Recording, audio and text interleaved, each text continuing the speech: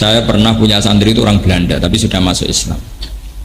Dia peneliti Islam, pernah tanya gini, Pak Bahak, saya ini sudah masuk Islam, saya ini orang Barat kan, tapi saya itu nggak bisa menjawab ketika ada pertanyaan, kenapa sih orang Islam kalau perang menang, kemudian perempuan-perempuan kafir ini ditawan jadi amat, kemudian itu milik para sahabat, itu kan melanggar hak asasi manusia. Itu mesti begitu, karena tadi yuhi ba'duhum ila ba'din zukhrufal qawli apa? Mereka saling memberi spirit untuk mengkaburkan Islam. Begitu juga kalau kita perang menang, itu kan alat-alat perangnya orang kafir kan kita pakai, kita sita, hartanya juga kita sita. Singkat cerita, karena dia sudah bisa bahasa Indonesia terus sering diskusi sama saya, sering ngaji saya, tak ceritain, Pak, kalau ada penjahat maling ke kamu, garong ke kamu, punya senjata api, kamu kembalikan apa kamu sita? Ya saya sita Pak. Kalau tak kembalikan jadi dipakai garong lagi. Sama, kalau alatnya orang kafir perang mbek Nabi bar dibalekno, ya juga perang meneh dan nerima. Terus dia tanya, kalau perempuan tuh alat produksi. Kalau perempuan setelah kalah perang zaman Nabi loh ya, jangan sekarang sama terus nangkepi, enggak ya. Bisa ditangkap Pak Jokowi ya. Nah ini zaman Nabi, orang-orang perempuan ini kan kalau perang kalah, kalau dulu kan jadi amat, kalau amat itu nanti ya amat, nanti akadnya itu diganti oleh penunjukan pemimpin. Jadi misalnya Sri dapat Zaid, berarti itu pengganti akad, disebut napa yang di Quran itu hanya apa, illa ala azwajihim aw ma malakat aymanu. Jadi dulu itu perempuan yang halal di dunia kan hanya dua, satu itu istri, dua itu amat. Amat itu tawanan perang yang ditunjuk oleh imam, itu milik kamu. Lah penunjukan imam ini pengganti apa? Akad. Sekarang kalau perempuan ini dikembalikan ke orang kafir, kemudian dikeloni orang kafir, memproduksi orang kafir apa enggak? Tapi kalau nanti yang ngumpuli itu santri, nanti yang produksi umat Islam, dia akhirnya nerima. Jadi perempuan ini alat reproduksi. Nah ini namanya hujjah. Kita harus punya kemampuan hujjah untuk menjelaskan orang-orang yang mengkambing hitamkan Islam. Makanya ketika ada ulama-ulama, ini kalau baca di beberapa kitab, semua syariat yang masuk akal dalam kehidupan, pasti semua syariat itu melakukan selang-seling. Misalnya sampean sekarang saya tanya,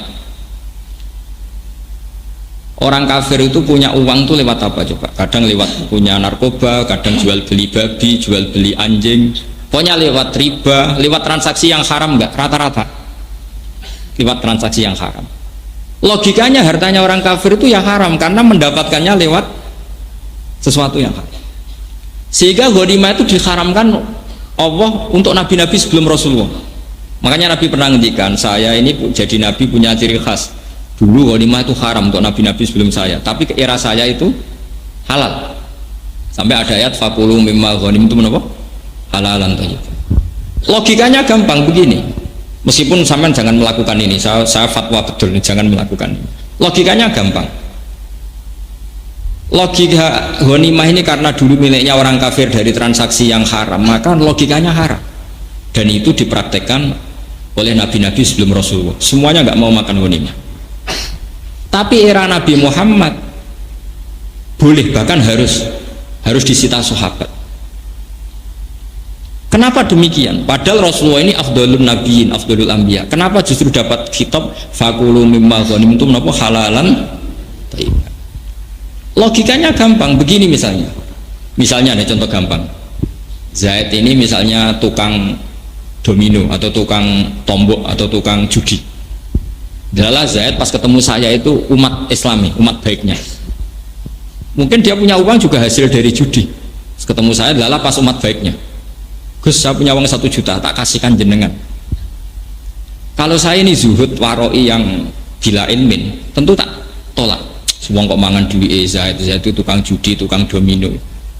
Harusnya saya tolak. Itu juga bagus, karena saya zuhud. Tapi ini secara ilmu itu jeblok. Jebloknya adalah kalau uang itu di tangan Zaid dipakai ubyuk meneh, dipakai judi lagi. Kalau dia main perempuan mungkin dipakai beli perempuan lagi.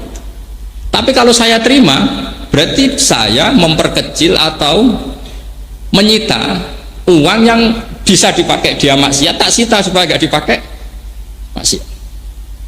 Kalau sampean jadi kiai, menerima apa menolak?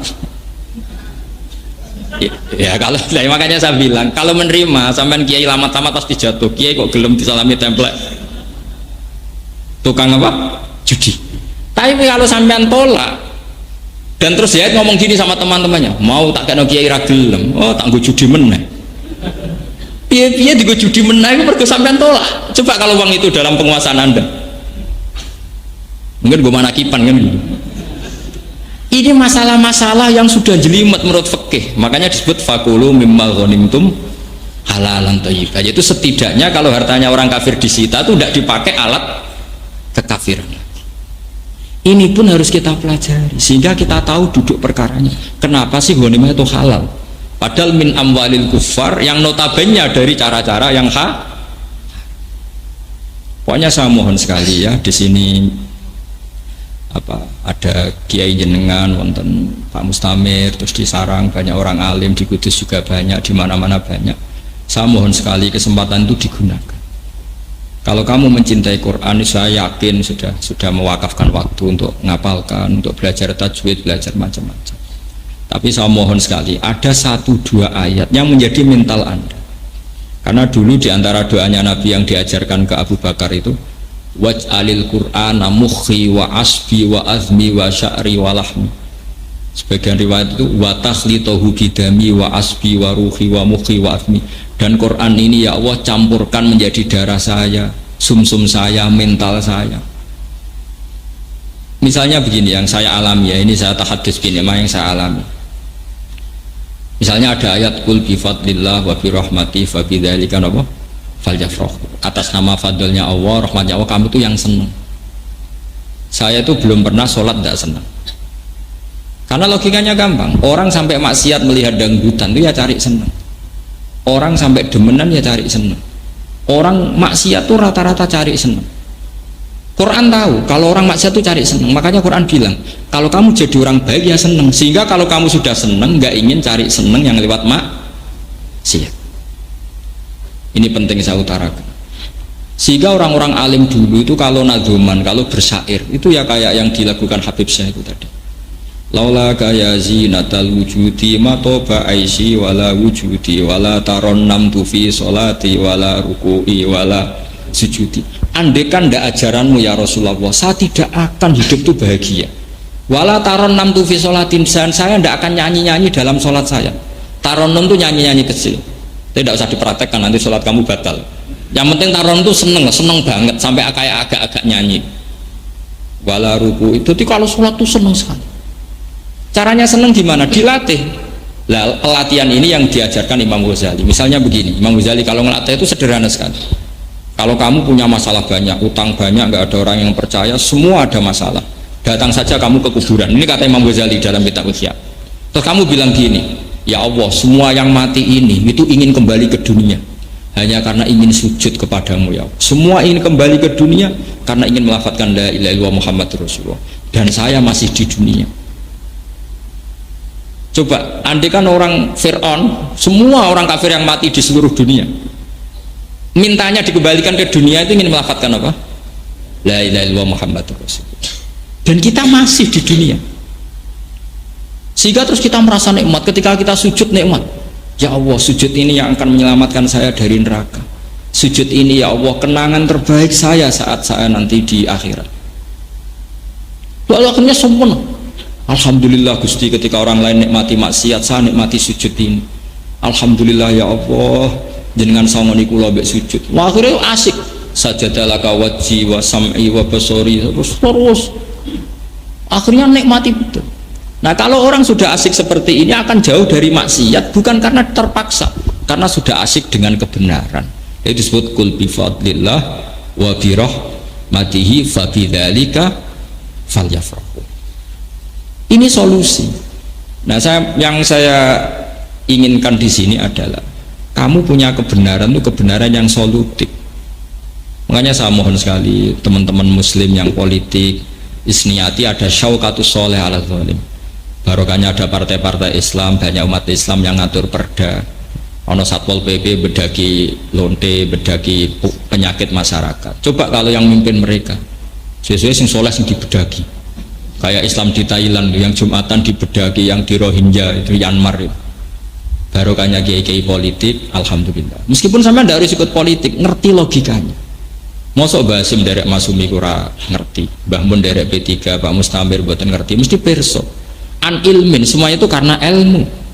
Meskipun Anda tidak harus ikut karena Anda tidak bakat, atau orang bakal jadi lah cara nyalon. Tapi sementing ngerti logikanya gitu. Sehingga gampang husnudzon sama orang-orang soleh.